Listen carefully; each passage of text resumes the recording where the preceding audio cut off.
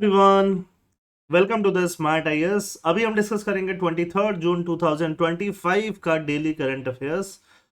तो today we are going to talk about four topics. First is lesson from operation Sindoor global outreach. Operation Sindoor हमने किया, वो आपको पता होगा। ऑपरेशन सिंदूर के बाद हमने अपनी पूरी एमपी लोगों की टीम भेजी अलग अलग कंट्रीज में ग्लोबल आउटरीच प्रोग्राम के तहत, ये भी आपको पता होगा। बट इसमें और डिटेल्स हम लोग आज डिस्कस करते हैं जो आईआर के लिहाजे से, इंटरनेशनल रिलेशन के लिहाजे से काफी इंपॉर्टेंट होने वाला है। Second is India's quantum communication potential. India का क्वांटम कम्युनिकेशन पोटेंशियल कैसा है, तो ये हम डिस्कस करने वाले हैं। थर्ड भी क्वांटम के ऊपर ही है, quantum 5G, fixed wireless access broadband. तो ये भी आपके प्रीलिम्स और मेंस दोनों के लिए इंपॉर्टेंट है, साइंस एंड टेक के लिहाजे से। और लास्ट है यूपीएससी का प्रतिभा सेतु पोर्टल, जो प्रीलिम्स के लिहाजे से इंपॉर्टेंट होगा। तो ये चारों टॉपिक्स आज हम डिटेल में समझने वाले हैं।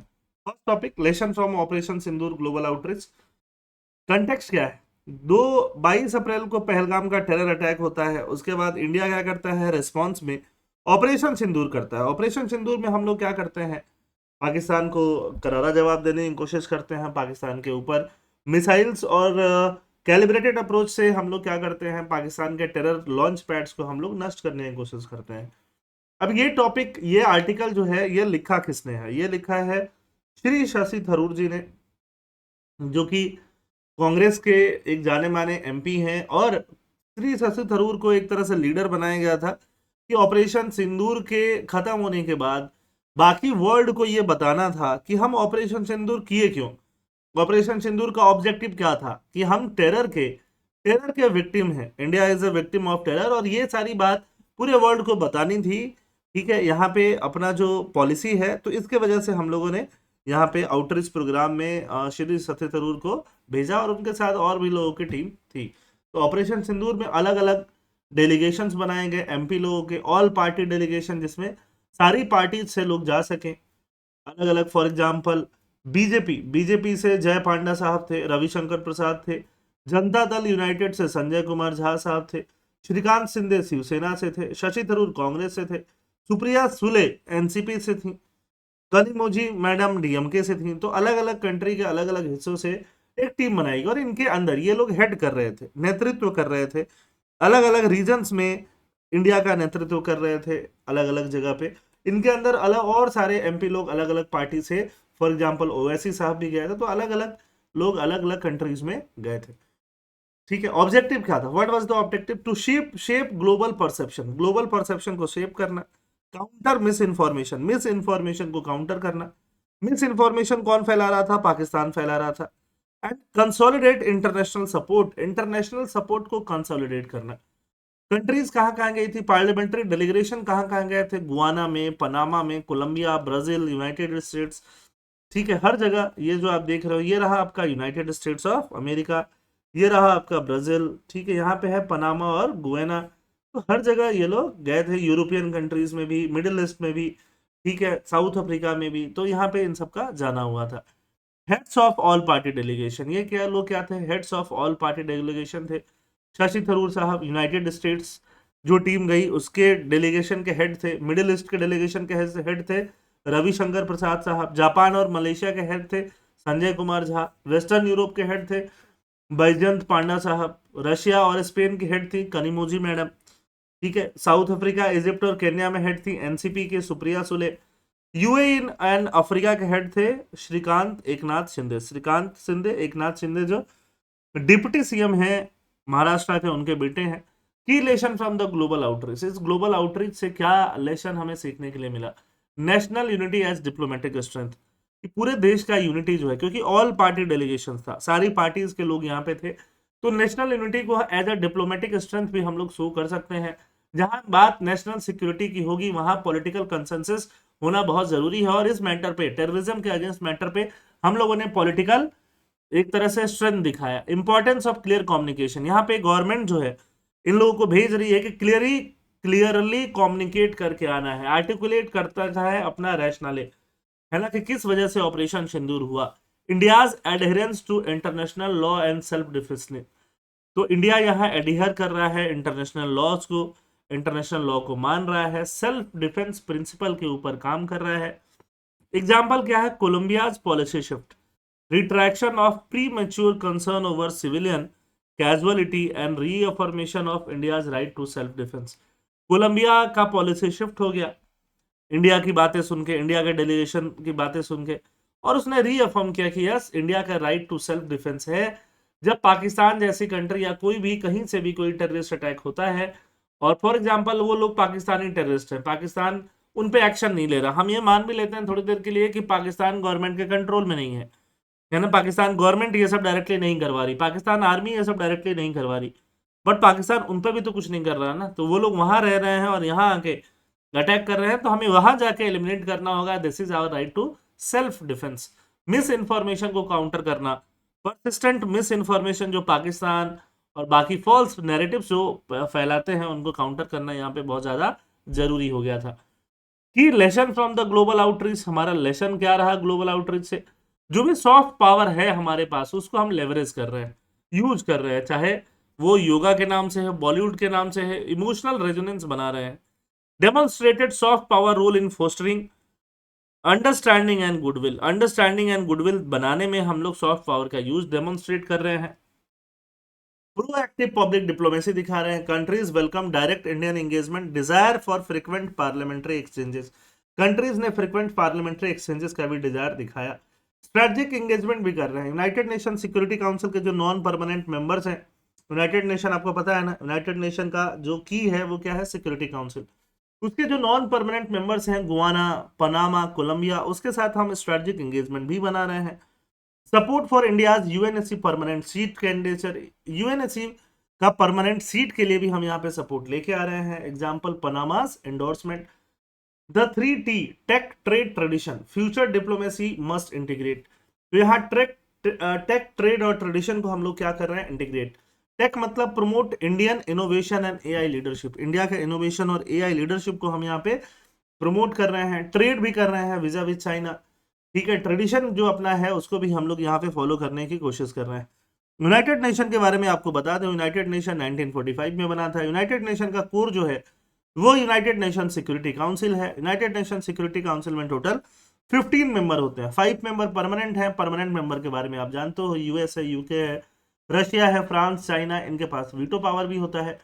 10 मेंबर नॉन परमानेंट होते हैं जिन 2 साल के लिए इलेक्ट किया जाता है, ठीक है। तो नॉन परमानेंट मेंबर के बारे में भी आप समझ गए। अब इंडिया का जो ये ग्लोबल आउटरीच है उसका इफेक्टिवनेस क्या रहा। यूनाइटेड नेशन जो है वो वर्ल्ड पीस के लिए बना हुआ है। यूनाइटेड नेशन का वर्ल्ड पीस के लिए बने हुए आर्टिकल में हमने आर्टिकल नंबर 51 का यहाँ पे यूज किया, इन्वोक किया। एक तरह से हमने बोला कि this is our right to self defence, right to self defence after the Pahalgam attack, support for zero tolerance policy on terror. हमने यहाँ बोला कि जो टॉलरेंस है ना टेरर के लिए तो बिल्कुल नहीं होगा, हम लोग टेरर के लिए कोई टॉलरेंस अब नहीं दिखाएंगे। India emphasise the firm and lawful approach, हमने लॉफुल अप्रोच लिया। हमने वहां की आर्मी ठिकानों पे पहले ऑपरेशन सिंदूर में अटैक नहीं किया था, जब आर्मी ने अटैक किया तो ये अटैक किया। It renewed calls for the adoption of comprehensive convention on international terrorism, है ना। यूनाइटेड नेशन के अंदर ही ये बात हो रही थी कि टेररिज्म को हम लोग कैसे टैकल कर सकते हैं। उसमें बात हो रही थी कि कॉम्प्रिहेंसिव कन्वेंशन बनाना होगा हमें इंटरनेशनल टेररिज्म के ऊपर, जो कि अभी तक बना नहीं है। मेजर पावर्स जो हैं US, Russia, Saudi Arabia, Israel, Japan condemned the Pahalgam attack and backed India's position. Saudi Arabia भी है यहाँ पे, यूएस भी था, रशिया भी है। Winning support from Muslim majority nation से भी हमें इस बार सपोर्ट मिला, है ना, ठीक है। टर्की से नहीं मिला बट बाकी जगह से तो मिला। इंडोनेशिया से मिला, Indonesia one of the largest population वाला इस्लामिक नेशन है। इजिप्ट से मिला, बहरीन से मिला। Blocked Pakistan anti terror move at the OIC, organisation of Islamic cooperation के ऊपर उन्होंने पाकिस्तान का टेरर मूव को ब्लॉक किया। इजिप्ट ने, इंडोनेशिया ने, बहरीन ने, काफी अच्छा रिलेशन है, ठीक है। फिर बात करते हैं comprehensive convention on international terrorism क्या है, जिसको हम प्यार से सीसीआईटी बुलाते हैं। 1990 से इंडिया लगा हुआ है। यूनाइटेड नेशन जो है, जो वर्ल्ड पीस के लिए ऑर्गेनाइजेशन बना है, वो वर्ल्ड पीस के लिए ऑर्गेनाइजेशन जो है एक कॉम्प्रिहेंसिव स्टेप ले, है ना। यूनाइटेड नेशन क्या ले, कॉम्प्रिहेंसिव स्टेप ले कि how to prevent the terrorism, how to prevent terrorism. Hitting hurdles, comprehensive convention on international terrorism is draft proposed by India in 1996, but United Nation General Assembly में इसको एक तरह से adopt नहीं किया गया। हर कंट्री का अपना अलग यहाँ उद्देश्य था। इसलिए अडॉप्ट नहीं किया गया। Terror striking every day now, Turkey, Somalia, Afghanistan, Kenya, Bangladesh, mere condemnation and commiseration at the rate UN won't do need CCIT। ये सैयद अकरुद्दीन का कहना था, जो इंडिया के एम्बेसडर थे यूएन में, है ना, ठीक है। तो टेरर को कंट्रोल करने के लिए हमें सीसीआईटी चाहिए, कॉम्प्रिहेंसिव कन्वेंशन चाहिए कि इंटरनेशनल टेररिज्म को कैसे रोक सकते हैं। यूनाइटेड नेशन में सारी कंट्रीज का कोऑपरेशन होता है। अगर यूनाइटेड नेशन कुछ लेके आती है तो टेररिज्म को रोकने में और ज्यादा हेल्प मिलेगा। तो वो बात चाइना को भी माननी पड़ेगी, तो वो बात बाकी कंट्रीज को भी माननी पड़ेगी। What does it call for universal definition of terrorism? No good terrorist और बैड टेररिस्ट। यहाँ पे बात किसकी होती है? गुड टेररिस्ट और बैड टेररिस्ट की। Ban on all groups regardless of country of operation, cut off access to fund and safe havens. Fund का जो एक्सेस है उनको कट ऑफ करना, जो भी ग्रुप्स हैं उनको सीधे सीधे बैन करना। Prosecute all groups including cross border groups, cross border groups को भी प्रोसिक्यूट करना। Amending domestic laws to make cross border terror and extraditable offence. Domestic law को क्या करना है, एक तरह से चेंज करना, अमेंड करना कि क्रॉस बॉर्डर टेररिज्म जो है, for example Pakistani terrorist India में आके टेररिज्म करके जो जा रहे हैं तो क्रॉस बॉर्डर टेररिज्म हो गया। तो लॉ को क्या करना, अमेंड करना, सो दैट कि पाकिस्तानी टेररिस्ट हाफिज सईद और बाकी मौलाना मसूद अजहर जो वहां पे हैं वो एक्स्ट्राडाइट किया जा सके इंडिया में, उनको इंडिया लाया जा सके, लॉफुली लाया जा सके इंडिया में, उनके अगेंस्ट ट्रायल चलाया जा सके, उनको जेल भेजा सके, और जो भी सुप्रीम कोर्ट डिसीजन लेती है उनके अगेंस्ट में वो उनको सजा दी जा सके। तो सीसीआईटी में ये सारी बातें हो रही थी, बट सीसीआईटी को ब्लॉक किसने किया? US plus allies. यूएस और एलाइज ने concerns over definition of terrorism including acts by US soldier in international intervention. कई बार यूनाइटेड नेशन के, यूनाइटेड स्टेट्स, यूएस के सोल्जर सीरिया, अफगानिस्तान, है ना, इराक, बहुत जगह पहुंच जाते हैं और बिना यूनाइटेड नेशन के ऑर्डर के भी कुछ कुछ इंटरवेंशन कराते हैं। तो कई बार ये भी बोला जाता है, इस कन्वेंशन में ये भी बात हो रही थी कि यूएस के जो सोल्जर कर रहे हैं जो कि बिना यूनाइटेड नेशन के मैंडेट के हैं अलग कंट्रीज में, उसको भी टेररिज्म डिक्लेयर होना चाहिए। लैटिन अमेरिकन कंट्रीज में भी कंसर्न्स है। Organisation of Islamic countries, organisation of Islamic countries for example, है ना, आप हमास का नाम देख लो, हिजबुल्लाह का नाम देख लो, ठीक है, इन सब ग्रुप्स को, या फिर पाकिस्तान, या फिर जहां जहां इंसर्जेंसी हो रहा है, जहां जहां ऐसे राइट टू सेल्फ डिटर्मिनेशन की बात हो रही है ना, किसी सेसेशनिज्म की बात हो रही है, वहां पे जो भी एक्टिव ग्रुप्स हैं उनको टेररिस्ट ग्रुप डिक्लेयर नहीं करवाया जाए। इसलिए ऑर्गेनाइजेशन ऑफ इस्लामिक कंट्रीज भी सीसीआईटी को सपोर्ट नहीं की। तो सीसीआईटी को सपोर्ट नहीं करने वाले बहुत सारे लोग थे, इसलिए सीसीआईटी सपोर्ट हुआ भी नहीं। ऑर्गेनाइजेशन ऑफ इस्लामिक कंट्रीज उसको बोलते हैं, 1969 में ये फाउंड हुआ है, ठीक है। मेंबर कंट्रीज कितनी है? 57। फाउंडिंग मेंबर 30 हैं। ऑर्गेनाइजेशन ऑफ इस्लामिक कंट्रीज, इसका हेडक्वार्टर सऊदी अरेबिया में है, सऊदी अरेबिया में जद्दा। इसका ऑफिशियल लैंग्वेज इंग्लिश और फ्रेंच तो है ही, साथ में अरेबिक भी है ना। ओआईसी का ऑब्जेक्टिव क्या है? It aims to preserve Islamic values, safeguard and defend the national sovereignty, independence of member state, contribute to international peace and security. तो यहाँ पे इंडिया को एज ऑब्जर्वर स्टेटस मिला हुआ है। इंडिया इसमें एज अ कंट्री इसका मेंबर ओआईसी का नहीं है, ठीक है। पाकिस्तान है क्योंकि मुस्लिम मेजोरिटी कंट्रीज जो हैं वो इसका पार्ट है, ठीक है। तो आप देखोगे तो यहाँ Bangladesh is part of OIC, Indonesia is part of OIC, है ना। अफ्रीका में बहुत सारी ऊपर की जो इस्लामिक डोमिनेंट कंट्रीज हैं they are part of OIC. पूरा पूरा Arab countries are part of OIC, ठीक है। कजाकिस्तान, तान वाली country, central Asian republics are part of OIC. तो Islamic nations are part of OIC. Islamic nations जो हैं वो ओआईसी की पार्ट है यहाँ पे। Key hurdles in India's diplomatic outreach against state-sponsored terrorism, rehyphenation of India and Pakistan। अब यहाँ पे जब हम डिप्लोमेटिक आउटरीच कर रहे हैं अगेंस्ट स्टेट स्पॉन्सर्ड टेररिज्म, उसमें हर्डल्स क्या है? Hurdles, rehyphenation of India and Pakistan. जो बाकी ये बहुत इंपॉर्टेंट कीवर्ड है, डायरेक्टली आप इसको अपने एग्जाम में मेंशन कर सकते हो। जब बात इंडिया और पाकिस्तान की हो रही है तो इंडिया और पाकिस्तान के मैटर पे बाकी कंट्रीज इंडिया और पाकिस्तान को इकट्ठे देखना शुरू करती हैं, एक साथ, टुगेदर, है ना। उसको बोलते हैं रीहाइफनेशन। पाकिस्तान का कुछ मैटर है तो इंडिया के नजरिए से भी देखेंगे, इंडिया का कुछ मैटर है तो पाकिस्तान के नजरिए से भी देखेंगे। इन दोनों को सेपरेट करके नहीं देख पा रहे हैं, इसको बोलते हैं rehyphenation. Two recent phase of has been a pretext for a creeping rehyphenation. in global discourse, particularly with respect to Kashmir. This peril is underscored by US President Donald Trump assertion. अब यह peril जो है, यह problem जो है, इसको एक तरह से डोनाल्ड ट्रंप ने बहुत ज्यादा असर्ट कर दिया कि मैंने सीज फायर करवाया बोल के। Lack of coordinated global action, कोई ज्वाइंट इंटरनेशनल एक्शन नहीं लिया जा रहा है पाकिस्तान के अगेंस्ट में, तो इंडिया का एफर्ट जो है वो वीक रह जा रहा है। Short global media attention span, global media का अटेंशन स्पैन भी बहुत छोटा रह गया। जब यहाँ पे हमास और इसराइल और रशिया यूक्रेन ये सब वॉर चल रहे हैं, तो छोटा मोटा जो झड़प हो रहा है उसको किसी ने खास पूछा ही नहीं यहाँ पे, ठीक है। तो इंटरनेशनल मीडिया का बहुत ज्यादा फोकस नहीं रहा। की hurdles in India's diplomatic outreach, हमारा आउटरीच में और क्या क्या हर्डल्स रहा।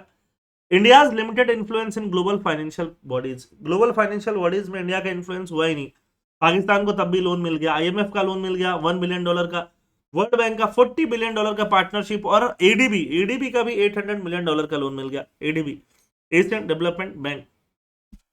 तो पाकिस्तान को हम इकोनॉमिकली आइसोलेट कर ही नहीं पाए, पैसा जो चाहिए था पाकिस्तान को मिल ही रहा है।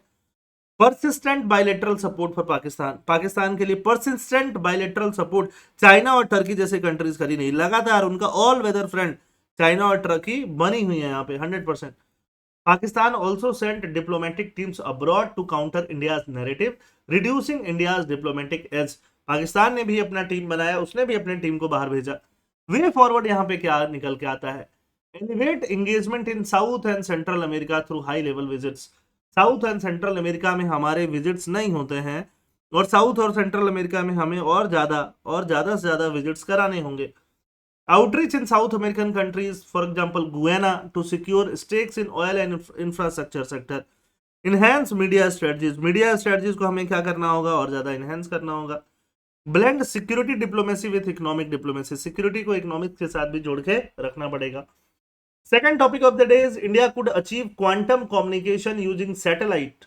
सैटेलाइट से क्वांटम कम्युनिकेशन हम अचीव कर पाएंगे 2030 तक, ऐसा आईआईटी दिल्ली के प्रोफेसर बोल रहे हैं। तो क्वांटम कम्युनिकेशन को लेके हम इतना एक्साइटेड क्यों रहते हैं, क्योंकि क्वांटम कम्युनिकेशन से बहुत ज्यादा स्पीड बढ़ेगी, क्वांटम कम्युनिकेशन बहुत ज्यादा सिक्योर होगा। जितना सिक्योर आप व्हाट्सएप समझते हो, उससे ज्यादा सिक्योर जो है वो क्वांटम कम्युनिकेशन पॉसिबल हो पाएगा। The Defense Ministry announced a breakthrough as IIT Delhi and DRDO scientists successfully demonstrated quantum communication over 1 kilometer in free space. Free space में जस्ट 1 किलोमीटर में यहाँ क्वांटम कम्युनिकेशन को demonstrate किया गया IIT Delhi और DRDO के साइंटिस्ट द्वारा। What did the IIT Delhi team achieve, IIT Delhi team को क्या मिला। A team led by IIT Delhi in collaboration with DRDO successfully demonstrated entanglement based quantum communication over 1 kilometer in free space.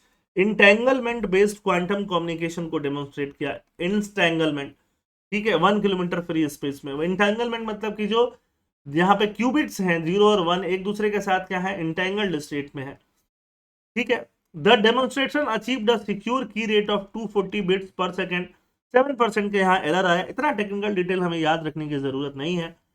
Capability the step toward achieving satellite to ground quantum communication, satellite से directly ground पे quantum communication future में मिल पाएगा, ठीक है। और error जैसे जैसे कम होगा उतना अच्छा होता जाएगा। अब क्वांटम कम्युनिकेशन का हम पूरा जर्नी समझते हैं। 2022 से professor Kanseri team first demonstrated quantum communication between Vindhyachal and Prayagraj, Vindhyachal and Prayagraj के बीच में 2022 में क्वांटम कम्युनिकेशन के यहाँ डेमोन्स्ट्रेट किया जाता है। 2023 में they expanded the capability to 380 kilometres, telecom fibre के साथ यहाँ 380 किलोमीटर तक कैपेबिलिटी को इनहेंस किया जाता है। क्वांटम बिट एरर रेट वहां 1.48% आया। 2024 में 100 किलोमीटर ऑप्टिकल फाइबर के यूज किया गया, quantum key distribution link use किया गया, रिसर्च के लिए और ज्यादा इंफ्रास्ट्रक्चर बढ़ाया गया, है ना। नेशनल क्वांटम मिशन 2023 से चल रहा है। These achievements are part of India's larger effort under the national quantum mission. National quantum mission चल रहा है, 6000 करोड़ का बजट है, रिसर्च एंड डेवलपमेंट के लिए सपोर्ट है, क्वांटम कंप्यूटिंग, सेंसिंग, कम्युनिकेशन सबके लिए सपोर्ट है। India now joins N elite group of nation, China और यूएस के साथ हम भी एक एलीट ग्रुप ऑफ नेशन हम लोग ज्वाइन कर चुके हैं। Building toward quantum secure internet, हम लोग इंटरनेट बनाएंगे जिसमें क्वांटम की सिक्योरिटी होगी। क्वांटम सिक्योरिटी बहुत बेहतरीन सिक्योरिटी प्रोवाइड करेगा, है ना, जिसको हैक कर पाना, जिसको डिटेक्ट कर पाना ऑलमोस्ट बाकी लोगों के लिए इम्पॉसिबल जैसा हो जाएगा। तो अगर ऐसा सिक्योरिटी इनहेंस होगा तो डिफेंस में यूज करना, फाइनेंस बैंकिंग में यूज करना, टेलीकॉम साइबर सिक्योरिटी में यूज करना बहुत ज्यादा फायदेमंद हो जाएगा। क्वांटम कम्युनिकेशन क्या है? New way of sending message. Message तो हम भेज ही रहे हैं, नया वे है। मैसेज तो हम पहले से ही भेज रहे हैं, कबूतर के माध्यम से ही भेजते थे, सेफ्टी के साथ। No one can secretly listen it. कोई भी इस पूरे पूरे चीजों को सीक्रेटली सुन नहीं पाएगा कम्युनिकेशन को। It uses the law of quantum entanglement. 0 और 1 एक साथ अटक जाना, इसको यूज करता है। Quantum key distribution to make sure if someone tries to spy on your message you will immediately know. जब भी कोई तुम्हारे मैसेज को सुनना चाहेगा, तुम्हें तुरंत ये चीज पता चल जाएगी, someone is trying to listen your message. In quantum entanglement two tiny particles photon of light are connected in a mysterious way. Two tiny particle, एक को 1 बोलते हैं, एक को 0, है ना। Whatever happens to one instantly affects the another even if they are far apart. भले ही वो दोनों फार अपार्ट हैं, एक के साथ कुछ होगा दूसरे को तुरंत पता चलेगा। Application defence banking sensitive message that must be kept secret. Quantum key distribution, imagine you want to lock a box. एक बॉक्स को लॉक करना है और अपने दोस्त को भेजना है, बट उसकी चाबी किसी और को नहीं दे दी, सो दैट वो चाबी की कॉपी नहीं बनवा पाए। तो क्वांटम एंटेंगलमेंट से एक की जनरेट किया जा सकता है, वो सेम की उसको क्वांटम कम्युनिकेशन से भेजा जा सकता है। अब आप और वही वो उस मैसेज को लॉक अनलॉक कर पाओगे, कोई तीसरा पर्सन कर ही नहीं पाएगा। तो ये है क्वांटम की डिस्ट्रीब्यूशन। ठीक है, एक साइंस के लिए इसमें आप डायरेक्टली यूज कर पाओगे। ऐसे हम समझते हैं, मान लो 2 पर्सन है, एक का नाम है एलिस, दूसरे का नाम है बॉब। एलिस कुछ मैसेज भेजना चाहते हैं, ठीक है, तो प्लेन टेक्स्ट भेजना चाहते हैं, उसको इनक्रिप्ट किया जाएगा, है ना, छुपा दिया जाएगा, एक तरह से बहुत सारी चीजों में इंक्रिप्शन कर दिया जाएगा। फिर उसको क्वांटम स्टेट में जनरेट किया जाएगा। क्वांटम स्टेट में जनरेट करने के बाद उसको सेंड किया जाएगा, फिर क्वांटम स्टेट में डिटेक्ट होगा, फिर उसको डीक्रिप्ट किया जाएगा, फिर वो प्लेन टेक्स्ट बॉब को रिसीव हो जाएगा, है ना। ऊपर से ऐसे आएगा मैसेज, फिर इधर जाके ऐसे जाएगा। कहने का मतलब क्या है, डायरेक्टली अगर प्लेन टेक्स्ट भेजा जाता, बीच में कहीं भी उसका इंटरसेप्शन बहुत ज्यादा पॉसिबल था, और अगर इंटरसेप्शन पॉसिबल था तो उसके बाद से उसको सुन पाना इजी हो जाता, ठीक है, तो उसको डिटेक्ट करना इजी हो जाता। हम लोग नेशनल क्वांटम मिशन भी चला रहे हैं, harnessing the future with quantum power, fuelling innovation, strengthening security and creating jobs. India rising as a global tech leader. Global tech leader के रूप में हम राइज कर रहे हैं। क्वांटम कम्युनिकेशन जो है, नेशनल क्वांटम मिशन हमें और आगे तक लेके जाने वाला है। फिर क्वांटम के ऊपर quantum 5G, fixed wireless access broadband, है ना, बीएसएनएल लेके आया है। बीएसएनएल क्या लेके आया है? Announce the soft launch of quantum 5G fixed wireless access. Quantum 5G FWA क्या है? It is India first seamless, seamless मतलब सिम ही नहीं होगा, fixed wireless access broadband service. It delivers fibre like internet over 5G radio and was developed entirely by Indian vendors under आत्मनिर्भर Bharat initiative. आत्मनिर्भर Bharat initiative के अंदर इंडियन वेंडर्स ने इसको डेवलप किया हुआ है, क्वांटम लीप। ठीक है, a soft launch first 5G FWA without SIM, कोई वायर यहाँ पे होने की जरूरत नहीं है। How does it work? Direct to device platform, direct to device platform use होता है। Replaces the need for physical SIM card, physical SIM card का नीड रिप्लेस किया जाता है। Devices connect automatically over 5G networks, devices को automatically हम connect करते हैं 5G नेटवर्क के ऊपर। Customer premises equipment, customer premises का इक्विपमेंट यहाँ पे यूज होता है ना, जो भी आपके घर का इक्विपमेंट है, डायरेक्टली सैटेलाइट से आपको मोबाइल फोन में सर्विस मिल जाएगी, बीच में सिम वगैरह की जरूरत ही नहीं होगी।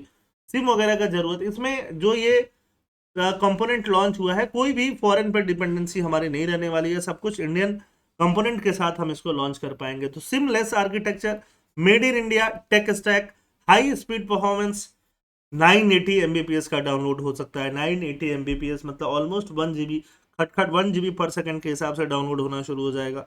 ठीक है, आप सोचो कि कितना खतरनाक तरीके से यहाँ डाउनलोड हो रहा है ना। Easy and rapid deployment, rapid deployment होगा, इजी डिप्लॉयमेंट होगा। Optimise for modern needs, modern need के लिए अल्ट्रा HD वीडियो स्ट्रीमिंग, उस सब के लिए क्या होगा? ऑप्टिमाइज होगा। अब कुछ की टर्म्स हैं। कोर नेटवर्क क्या होता है? Also known as backbone network is the central part of a telecommunication network that provides high speed reliable connectivity and routing service for data traffic. A radio access network is a core component of mobile telecommunication system responsible for the wireless connection between user device customer premise equipment भी use होगा, telecommunication equipment जैसा, that is installed eight customer location, जो customer के location पे ही customer premise में इसको install किया जाएगा, है ना, कस्टमर प्रीमाइस में इंस्टॉल होगा, कोई सिम की जरूरत अलग से नहीं होगी। ठीक है, तो आगे बिना सिम के सिस्टम यूज होगा, डायरेक्टली आप इंटरनेट को यूज कर पाओगे, है ना। बीएसएनएल इसको लेके आया है, बीएसएनएल आत्मनिर्भर भारत के हिसाब से इसको डिजाइन किया गया है। अंडर सर्व्ड, जिन एरियाज में बहुत ज्यादा काम नहीं हुआ है, रूरल रीजन में इसको यूज किया जाएगा। Last topic for the day, UPSC Pratibha Setu. देखो यूपीएससी का एग्जाम देते हो डर लगता है कि सर क्या होगा, है ना, यूपीएससी का एग्जाम दे रहे हैं, अगर इंटरव्यू तक पहुंचे, फाइनल सिलेक्शन नहीं हुआ तो बहुत पीछे रह जाएंगे। तो अब ऐसा नहीं होने वाला है, यूपीएससी लेके आई एक प्रतिभा सेतु पोर्टल। इस पे जो लोग भी यूपीएससी का इंटरव्यू दे रहे हैं, है ना, यूपीएससी में एक तो आप जो दोगे आईएएस बनने के लिए उसको बोलते हैं सिविल सर्विसेज। सिविल सर्विसेज के अलावा there are other exams. Other exams क्या है सिविल सर्विसेज के अलावा? Indian engineering services, Indian statistical services, ठीक है, बहुत सारे, आपका CAPF, central armed police forces, ये सारे एग्जाम जो आप दे रहे हो, तो सारे एग्जाम का एक लिस्टिंग बनता है इधर, है ना। ठीक है, आप इंटरव्यू तक पहुंच रहे हो तो आपका वहां पे नाम वगैरह मेंशन कर दिया जाएगा, ठीक है, क्या स्कोर है मेंशन कर दिया जाएगा। जो गवर्नमेंट पीएसयू है, गवर्नमेंट पीएसयू देखेंगे कि अच्छा किस कैंडिडेट को अगर उनको लेना है तो वो ले सकते हैं यहाँ से। Government PSU, government bodies, statutory bodies, private companies, सबको यहाँ से अपने प्लेसमेंट के लिए, अपने लिए टैलेंट को यहाँ से एक्वायर कर सकती हैं। तो फर्स्ट ऑफ इट्स काइंड होगा, 10,000 विलिंग कैंडिडेट्स का यहाँ पे लिस्ट होगा, इजी टू रजिस्टर होगा कंपनीज के लिए, सपोर्ट एक्सेलेंट मिलेगा, वेल डॉक्यूमेंटेड होगा, इजी टू यूज होगा। ठीक है, बैकग्राउंड 2018 से ऐसा कोशिश यूपीएससी कर रहा है, लेकिन अभी जाके ऐसा कुछ बना पाया है। तो civil services examination, Indian forest service, engineering service, armed police forces, सारे एग्जामिनेशन में इंटरव्यू तक पहुंचे लोग का यहाँ पे पूरा सीडीएस वगैरह, है ना, सब लोग जो इंटरव्यू तक पहुंचते हैं पूरा पूरा यहाँ पे उनका डिटेल मेंशन किया जाएगा। ठीक है, कैंडिडेट पहले ऑप्ट इन करेगा कि मुझे प्रतिभा सेतु पर डालो, अगर मेरा सिलेक्शन नहीं होता है तो UPSC exam qualifiers not on the final merit list can opt in to share their biodata with registered employer. वहाँ बहुत सारे एम्प्लॉयर रजिस्टर्ड होंगे, कंपनीज रजिस्टर होंगी, एम्प्लॉयर को वहाँ रजिस्टर कराना पड़ेगा, कैंडिडेट को सर्च करेगी, वो सिलेक्शन करेगी। Employers can filter and view candidate details to identify suitable talent. हर कंपनी को अपने हिसाब से, कंपनीज को, प्राइवेट गवर्नमेंट कंपनीज को अपने हिसाब से सुटेबल टैलेंट यहाँ पे मिल जाएगा। ठीक है, सेकंड चांस ऑफ सक्सेस मिलेगा। बहुत सारे ऐसे स्टूडेंट को जो यूपीएससी तो क्लियर नहीं कर पाए, बट प्राइवेट या बाकी गवर्नमेंट ऑर्गेनाइजेशन में भी जाने का उनको मौका मिलेगा। एम्प्लॉयर्स को क्या बेनिफिट होगा? Access to premium talent. जो लोग इंटरव्यू तक पहुंचे लेकिन किसी वजह से सेलेक्ट नहीं हो पाए, दे आर प्रीमियम टैलेंट, उनका एक्सेस बाकी एम्प्लॉयर्स को मिलेगा, जो लोग एम्प्लॉयर्स एम्प्लॉय करना चाहते हैं। यूपीएससी वेरीफाइड टैलेंट मिलेगा, कॉम्पिटिटिव एडवांटेज रहेगा उनके पास, सिक्योर प्लेटफॉर्म से डेटा मिल रहा है, स्पेशलाइज फिल्टरिंग करेंगे, प्री फ्री वेरीफाइड कैंडिडेट्स हैं। तो ऐसे में खर्चा जो होगा वो ऑलरेडी कम होगा। ठीक है, किसका? कंपनीज का, और उनको कैंडिडेट्स भी अच्छा मिलेगा, ह्यूमन रिसोर्स भी अच्छा मिलेगा। तो आई होप ये सारे टॉपिक्स आपके समझ में आए होंगे। थैंक यू एंड जय हिंद।